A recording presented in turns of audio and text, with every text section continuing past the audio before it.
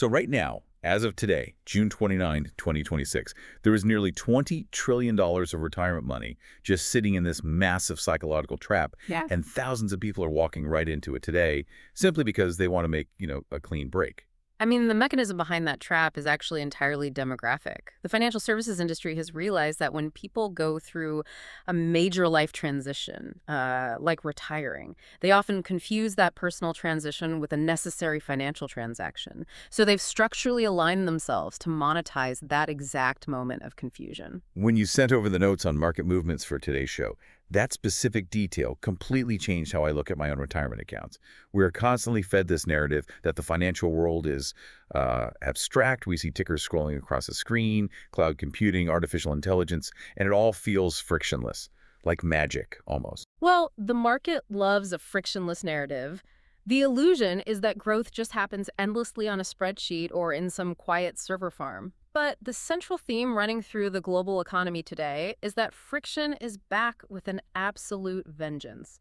We're seeing a massive, very messy collision between those shiny, abstract ideas and cold, hard, physical realities. And that is our mission for this. Look into the sources today. We are going to look past the glossy earnings reports to find the hidden structural incentives that are actually steering trillions of dollars. Whether we are talking about tech companies hitting the literal limits of the weather, corporate giants trying to engineer their way out of dying business models, or, government contracts accidentally creating monopolies just by filling out paperwork. Finding that mechanism underneath the hype is crucial for you as a listener.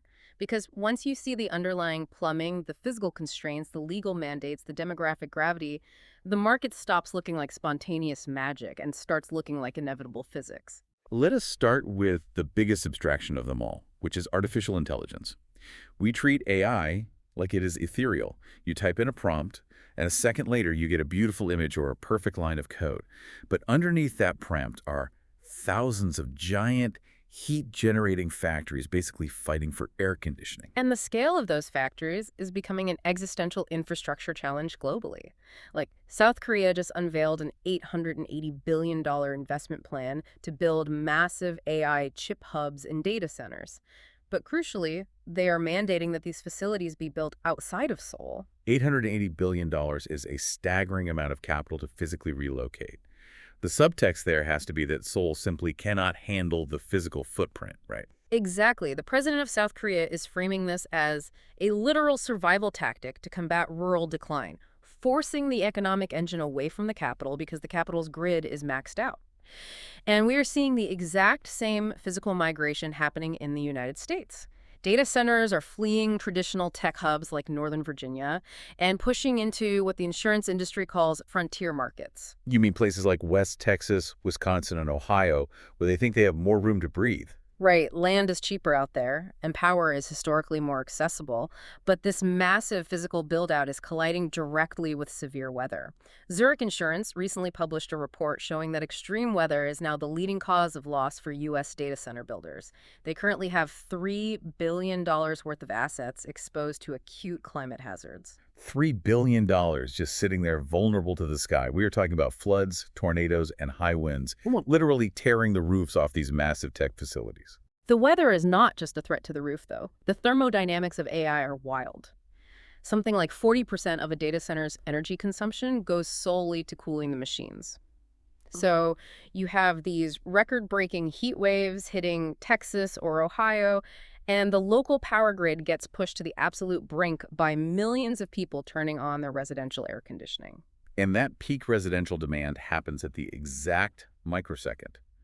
The massive AI facilities require maximum power to keep their own servers from physically melting down. Which is exactly what we saw recently in Turin, Italy. Temperatures hit 38 degrees Celsius, which is about 100 degrees Fahrenheit. The underground electrical cables were under so much thermal stress from the ambient heat, combined with the massive electrical load, that the city suffered repeated blackouts. The infrastructure literally baked in the ground. I have to ask a skeptical question about how the tech industry is trying to solve this, though. Yeah. I read that NVIDIA is now designing its new AI servers to run their liquid cooling systems hotter, up to 45 degrees Celsius. If we are just designing the chips to tolerate hotter liquid, the heat itself still exists. It still has to be pumped out into the environment. Are they actually solving the infrastructure problem, or just buying a little bit of time before the power grids fail entirely? Well, mechanically, raising the chiller temperature by just 1 degree can cut cooling energy costs by about 4%. Because the cooling liquid is closer to the outside air temperature, the chillers do not have to work as hard to maintain the temperature difference. So it is a massive efficiency gain at scale. But does it change the underlying physics? The total heat load on the grid has to remain immense, right? Your skepticism is completely warranted. It does not change the physics at all. The total heat load is still there. Compare that physical struggle to what software companies are doing, though. Salesforce just spent $3.6 billion to buy an AI customer service platform called Fin. Oh, wow. So they can just buy their way into the AI narrative with a few keystrokes and a wire transfer. They do not have to pour concrete or build cooling towers. Right. Because software is infinitely scalable on paper. But all that software eventually hits the hard limit of hardware. And the hardware is hitting the hard limit of the local climate and the municipal electrical grid. You cannot infinitely scale digital products without infinitely scaling physical power. When a tech company hits a physical wall, they try to engineer their way out of it. But what happens when a legacy company hits the limit of its own business model? I mean, you cannot cool a dying business with water. You have to use financial engineering. Look at Comcast. They were planning to spin off their legacy cable broadband business from their shiny media assets like NBC Universal and Sky. Wall Street analysts love a spin-off on a spreadsheet. The logic assumes that separating the slow-growth cable business makes both halves look more attractive for potential mergers. But the regulatory and financial realities make that almost impossible to actually execute. Let us say the spun-off Comcast cable business wanted to merge with Charter Communications to create a national cable behemoth. It is sort of like putting on your best suit to go to a networking party, only to realize you are the only person legally allowed in the building. That is a great way to put it.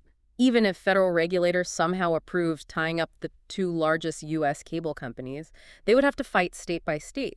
The local opposition to a broadband monopoly would be fierce. Add the sheer debt load required to finance a merger of that size, and the math just completely falls apart. And British American Tobacco is running into a similar friction between spreadsheet engineering and physical reality, right? The maker of Lucky Strike and Dunhill is currently cutting 9,000 jobs. That is nearly 20% of their global workforce by 2028, which is designed to save roughly $800 million a year. Yeah, that's about 600 million British pounds converted. Firing a fifth of your staff makes the quarterly earnings report look leaner, but it does not change consumer habits. It doesn't change what teenagers are actually smoking. BAT is desperately trying to pivot away from traditional cigarettes toward vapes. They want to be an agile, tech-enabled nicotine company. But the legacy giant is getting severely undercut because they are trying to play by the rules in a market that is moving way faster than the regulators. U.S. regulators at the FDA have been incredibly slow to approve British American Tobacco's new vape products. Meanwhile, the physical market has been absolutely flooded with the illegal, unregulated vapes, primarily manufactured in China. You can fire your staff to appease shareholders in the short term, but you cannot bypass regulatory gridlock with a press release. The black market beat the corporate engineers to the punch here. Taking a quick pause on the topic of navigating gridlock, if you are enjoying untangling the weird mechanisms behind these market moves, you can find more financial candy, expand your perspective with brain candy, or listen to classic audiobooks over at clarinerratio.com. It's simply the best place to keep fueling that curiosity. So we just talked about the FDA moving so slowly that it crippled a legacy tobacco pivot. But let us look at what happens when the government intentionally speeds things up or accidentally flexes its massive buying power. It instantly picks winners and losers. Right. The FDA actually has a pilot program called PreCheck, doing exactly that for pharmaceutical companies. They selected 7 companies, including giants like Eli Lilly and Regeneron, to accelerate domestic manufacturing construction. Historically, a company builds a massive facility, finishes the construction, and then the FDA comes in to inspect it. If the pipe routing is wrong, they have to tear out walls and start over. It is massively inefficient. But under PreCheck, the FDA is reviewing the site during construction. The inspectors are literally walking on wet concrete catching issues in real time. That mechanism alone could save these companies up to 14 months of red tape. And in the pharmaceutical industry, a 14-month head start is the difference between capturing a global market and being completely forgotten. That is the government intentionally clearing the road. But the optics of government procurement show how the road gets cleared, sometimes purely by accident, driven by the hyper-specificity of how agencies purchase equipment.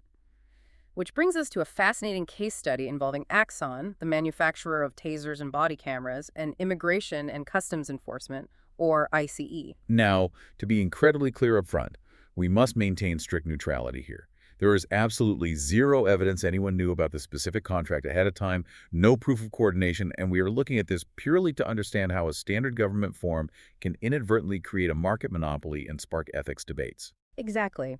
The timeline of the public filings is simply what caught the market's attention. On February 10th of this year, 2026, President Trump purchased between $1 million and $5 million in Axon stock.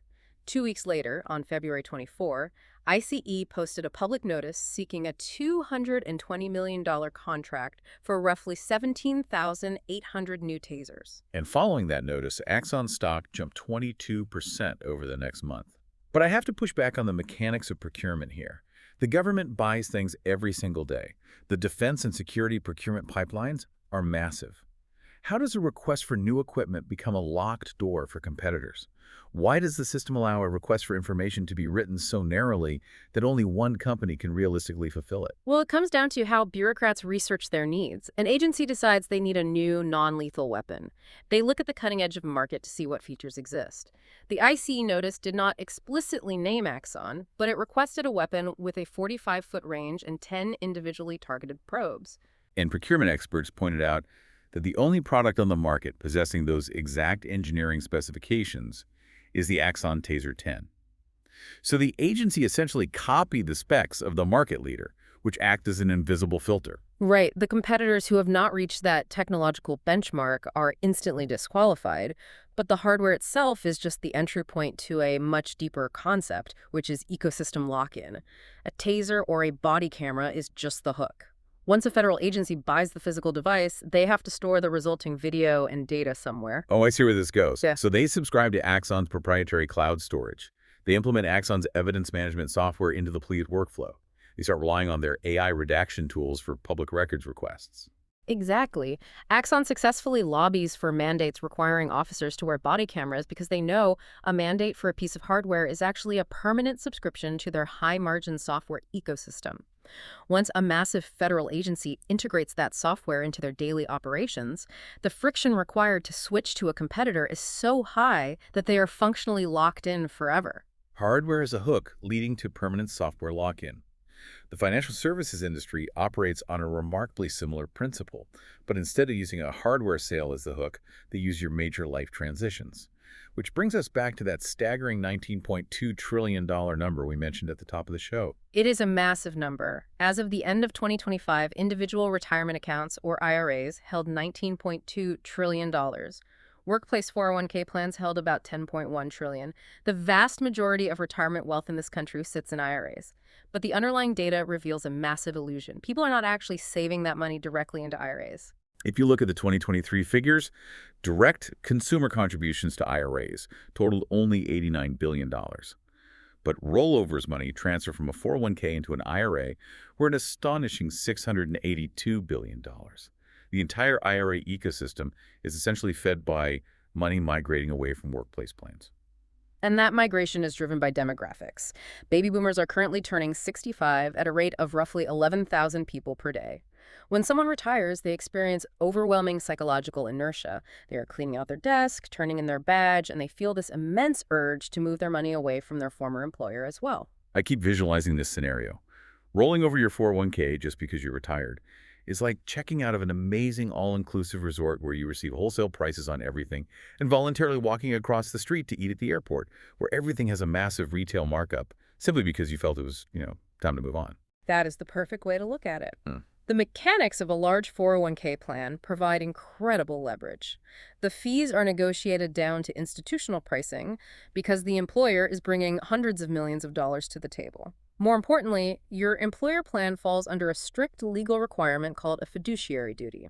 They are legally barred from selecting funds that pay secret kickbacks or prioritize advisor commissions over your returns. But when you roll that money into a retail IRA with a standard broker, you lose that institutional pricing shield. You are suddenly just one person paying retail fees. Wait, isn't a financial advisor legally required to give you the best deal anyway? I thought that was the whole point of hiring one. You would think so, but no. Many brokers operate under a lesser suitability standard, meaning they can sell you a more expensive mutual fund that pays them a commission as long as it is generally suitable for your age. The legal gap is massive, and the risk just compounded. A Biden-era rule that sought to enforce those strict fiduciary standards on all advisors pushing these rollovers was recently defeated in federal court. The current administration declined to defend it. So the legal protection is completely gone. If you are one of those 11,000 people retiring today, a salesperson is structurally incentivized to aggressively encourage a rollover. They monetize the confusion between a life transition and a financial transaction, and those retail fees quietly compound over time, slowly eating the wealth you spent 40 years building. It really highlights the core pattern we have been tracing today. The biggest financial moves are rarely spontaneous, active choices made by a consumer or an investor. They are dictated by structural gravity. Whether it is a federal contract specification locking an agency into a software monopoly, a massive debt load preventing a cable company from merging, or the literal climate melting an underground wire in Italy. True financial context requires looking past the shiny AI announcement or the political headline to find the boring mechanism underneath. The cooling pipe, the administrative fee, the procurement requirement, that is where the actual money is made and lost. You cannot understand the market without understanding the plumbing. Exactly. So here is a final thought to leave you with today. Take a look at just one financial service or subscription you use in your own life today. Look past the marketing and ask yourself, what is the hidden structural incentive here? Who actually makes money when I transition from one phase to the next? Because in the markets, there is always a mechanism. You just have to know where to look.